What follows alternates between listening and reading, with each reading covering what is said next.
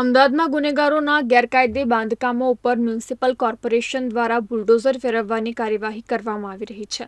ત્યારે શહેરના જુહાપુરા વિસ્તારમાં અનેક ગુનાઓમાં સંડોવાયેલા આરોપી નઝીર વોરાના ઝુબેદા હાઉસ નામના ગેરકાયદે બાંધકામ ઉપર તંત્ર દ્વારા બુલડોઝર ફેરવવામાં આવ્યું હતું.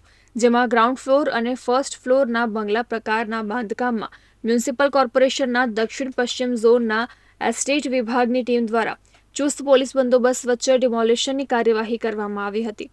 368 ચોરસ મીટર જેટલી જગ્યામાં આરોપીએ બાંધકામ કર્યું છે, જે ગેરકાયદે હોવાને લઈને એને ડિમોલિશન કરવાની કાર્યવાહી કરવામાં આવી છે.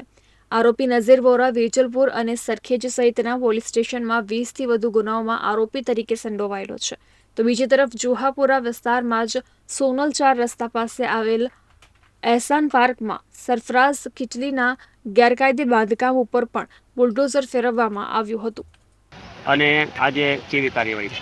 નજીર વોરા વિરુદ્ધ 29 જેટલા ગુનાઓ નોંધાયેલા છે, જેમાં ખંડણી, જમીન પચાવવા, હત્યાની કોશિશના અલગ અલગ પ્રકારના 29 જેટલા છે. અને નજીર વોરાને માસાના તડીપાર જેટલી 9 ગુના વિરુદ્ધની કાર્યવાહી કરવામાં આવેલ છે. આ જે પ્લોટ છે એના 10 થી 12 વર્ષ થયો છે. જે એએમસીની 33